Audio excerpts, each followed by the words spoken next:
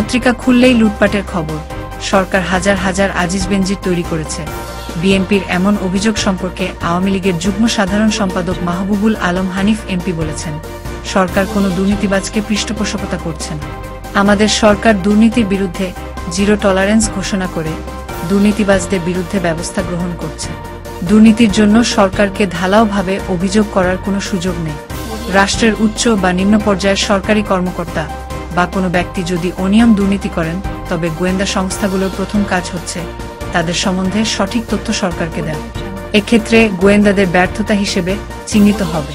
আর বিএনপির উদ্দেশ্যে হানিফ বলেন, বিএনপির দুই শীর্ষ নেতা বেগম খালেদা জিয়া ও তারেক রহমান দুর্নীতি, অর্থ পাচার, অর্থ কেলেঙ্কারির দায়ে অভিযুক্ত হয়ে আদালত কর্তৃক দণ্ডপ্রাপ্ত হয়েছে। সেই দলের নেতাদের মুখে দুর্নীতির বিরুদ্ধে কথা বলা মানায় না। দ্রব্যমূল্যের বৃদ্ধি প্রসঙ্গে হানিফ বলেন, সারা বিশ্বেই দ্রব্যমূল্যের দাম বেড়েছে, বাংলাদেশেও তার প্রভাব পড়েছে। দ্রব্যমূল্য বাড়লে সবারই কষ্ট হয়, তাই সরকার যতটুকু সম্ভব এটা নিয়ন্ত্রণের চেষ্টা করে যাচ্ছে। আজ সোমবার বেলা 11টায় কুষ্টিয়া জেলা শিল্পকলা একাডেমি মিলনায়তনে বিভাগীয় পর্যায়ে নিরাপদ খাদ্য বিষয়ক জনসচেতনতামূলক কর্মশালায় প্রধান অতিথি হিসেবে যোগ দিয়ে হানিফ সাংবাদিকদের এসব কথা বলেন। এ সময় হানিফ আরও বলেন, প্রধানমন্ত্রী শেখ হাসিনা খাদ্যে ভেজাল নির্মূলে জাতিকে সচেতনতা করা সহ প্রয়োজনীয় পদক্ষেপ গ্রহণ করেছে। বাংলাদেশ নিরাপদ খাদ্য মন্ত্রণালয়ের আয়োজনে জনসচেতনামূলক কর্মশালায় অন্যান্যের মধ্যে বক্তব্য রাখেন কুষ্টিয়া 1 আসনের সংসদ সদস্য রেজাউল হক চৌধুরী, 2 আসনের সংসদ সদস্য কামারুল আরেফিন, 4 আসনের সংসদ সদস্য আব্দুর রুফ, বাংলাদেশ নিরাপদ খাদ্য কর্তৃপক্ষের চেয়ারম্যান অতিরিক্ত সচিব জাকারিয়া, সদস্য অতিরিক্ত সচিব আবু নূর মো, শামসুজ্জামান, কুষ্টিয়ার জেলা প্রশাসক এহতেশাম রেজা, শামীম হাসান খান, কুষ্টিয়া। এটা আসলে এইভাবে ঢালাভাবে অভিযোগ করার সুযোগ নেই।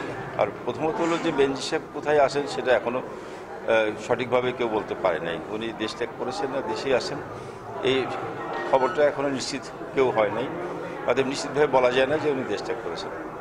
দ্বিতীয়ত হচ্ছে যে রাষ্ট্রের যে কোনো ব্যক্তি, সে উচ্চ পর্যায়ে হোক আর নিম্ন পর্যায়ে হোক, সে যদি কোনো সরকারি কর্মকর্তা কর্মচারী বা কোনো ব্যক্তি যদি কোনো অনৈতিক কর্মকাণ্ডে জড়ায়, তো এটা হলো প্রথম কাজ হচ্ছে রাষ্ট্রের গোয়েন্দা সংস্থাগুলোর কাজ যে তাদের সম্বন্ধে সঠিক তথ্যগুলো সরকার উচ্চ পর্যায়ে দেওয়া। এক্ষেত্রে গোয়েন্দাদের ব্যর্থতা হিসাবে চিহ্নিত হবে। এখানে সরকারকে বা সরকার দলকে ঢালাভাবে অভিযোগ করার কোনো সুযোগ নেই, কারণ ইতিমধ্যেই আমাদের সরকার প্রধান দুর্নীতির ব্যাপারে জিরো টলারেন্স বহু আগে থেকে বলেছেন, এবং যাদের বিরুদ্ধে দুর্নীতির অভিযোগ যখনই পাওয়া যাচ্ছে সরকার কঠোরভাবে তার বিরুদ্ধে ব্যবস্থা নিচ্ছে। সরকার কোনো দুর্নীতিবাজকে পৃষ্ঠপোষকতা করছে না। এইগুলো বিএনপি এখন তাদের অতীতের কর্মকর্তা 2001 থেকে 2006 সাল পর্যন্ত হাভবন বানিয়ে যে লুটপাট করেছিল, সেটার থেকে মানুষের যে একটা নেতিবাচক বিএনপির প্রতি ধারণা ছিল, সেখান থেকে বেরিয়ে আসার জন্য এখন বিএনপি এটা নানান ধরনের মিথ্যাচার করে চেষ্টা করছে যে জনগণকে বিভ্রান্ত করার। কারণ বিএনপি সেই দল যারা এখন কথা বলছেন দুর্নীতির বিরুদ্ধে, তাদের শীর্ষ নেতা বেগম খালেদা জিয়া, উনিও দুর্নীতির দায়ে অভিযুক্ত হয়ে দণ্ডপ্রাপ্ত, এবং তার আরেক শীর্ষ নেতা তারেক রহমান, উনিও দুর্নীতি এবং নানান অপকর্মের কারণে, সন্ত্রাসী কর্মকাণ্ডের কারণে দণ্ডপ্রাপ্ত হয়ে বিদেশে পলাতক। তো যে দলের শীর্ষ 2 নেতাই দুর্নীতি, অর্থ পাচার, অর্থ কেলেঙ্কারির দায়ে অভিযুক্ত হয়ে আদালত কর্তৃক দণ্ডপ্রাপ্ত, সেই দলের নেতাদের মুখে এই দুর্নীতির বিরুদ্ধে কথা বলা মানায় না। এটা তো সবচেয়ে গুরুত্বপূর্ণ বিষয়, কারণ এই যে নিরাপদ খাদ্য একটা মানুষের জন্য কতখানি প্রয়োজন। আজকে আমাদের দেশের লক্ষ লক্ষ কোটি কোটি মানুষ শারীরিকভাবে অসুস্থ, এই বিভিন্নভাবে অসুস্থতা দেখা যায়, তাদের চিকিৎসার জন্য দেশে এবং বিদেশে চিকিৎসা করতে যায়। অথচ এই অসুস্থতার একটা বড় কারণ হচ্ছে খাদ্য। এই যে ভালো খাদ্য যদি না খাওয়া যায় বা নিরাপদ খাদ্য যদি না খাওয়া যায়, তাহলে শারীরিকভাবে অসুস্থ হতে পারে। আমাদের সরকারের পক্ষ থেকে বিশেষ করে মাননীয় প্রধানমন্ত্রী শেখ হাসিনা, উনি উদ্যোগ নিয়েছেন যে আমাদের দেশের মানুষ যেন খাদ্যের মধ্যে ভেজাল খেয়ে বা এই যে নানান রোগ মিশ্রিত বা পয়জন খেয়ে শারীরিকভাবে অসুস্থ না হন, এই জন্য নিরাপদ খাদ্যের জন্য জাতিকে সচেতন করা এবং তার জন্য প্রয়োজনীয় পদক্ষেপ নেওয়ার জন্য উদ্যোগ নিয়েছেন। যে উদ্যোগের ফলে আজকে এই নিরাপদ খাদ্য এখানে আলোচনা সভা আসে, সারা দেশে আজকে নিরাপদ খাদ্য দিবস পালিত হচ্ছে। এগুলো একটা হাস্যকর কথা। বিএনপি কেন এইসব কথাবার্তা বলতে যায়? ওদের লজ্জা হয় না? এই দেশের জনগণ দেখেনি আজিজ মার্কা নির্বাচন কমিশনকে? রাতে দিনের বেলায় যে পালাই গেছে এক দরজা দিয়ে ঢুকে আরেক দরজা দিয়ে, দেখে নেই? এই দেশের জনগণ দেখে নেই জিয়া রহমানের হানা ভোটের নির্বাচন? এই দেশের জনগণ দেখে নেই মাগুরার সেই নির্বাচন, দুর্নীতি নির্বাচন?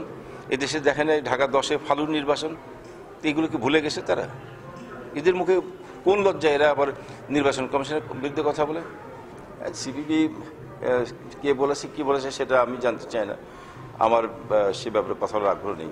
তবে আমি অনুরোধ করব, যারাই কথা বলে না কেন খাদ্যদ্রব্য বা মূল্য বৃদ্ধির কারণে, এটা সারা বিশ্বেই এটা মূল্যদ্রব্য বৃদ্ধি পেয়েছে, এটা দেখতে হবে। কারণ আমরা বলেছি যে করোনাকালীন 2 বছরের দুর্যোগ এবং রাশিয়া ইউক্রেনের যুদ্ধের কারণে একটা বৈশ্বিক মন্দা অবস্থা চলছে, সারা বিশ্বে একটা অর্থনৈতিক মন্দা চলছে। এই মন্দার কারণে আমাদের দেশ শুধু না, সারা পৃথিবীতে প্রত্যেক এমন কোনো দেশ নেই যেখানে দ্রব্যমূল্য বৃদ্ধি পায় নাই। এরা এখন ঘরে বসে ঘুমায় যদি স্বপ্ন দেখে যে বৈশ্বিক আমরা কি বিশ্বের বাইরে একটা অংশ যেখানে কোনো বিশ্বের কোনো তাপ এখানে লাগবে না, তাহলে তো বোকা স্বর্গে বাস করতেছে। সারা পৃথিবীতেই দ্রব্যমূল্য বৃদ্ধি পেয়েছে, বাংলাদেশেও সেখানে বৃদ্ধি পেয়েছে। দ্রব্যমূল্য বৃদ্ধি হলে মানুষ অবশ্যই কষ্ট পায়, এটা তো অবশ্যই আমরা বলি। আমরা কখনোই চাই না দ্রব্যমূল্য বৃদ্ধি হোক, সরকার পক্ষ থেকে আপ্রাণ চেষ্টা করা হচ্ছে, কিন্তু বৈশ্বিক অর্থনীতির কারণে এটা সম্ভব হয়নি। যতটুকু সম্ভব সরকার সেটা নিয়ন্ত্রণ করেছে।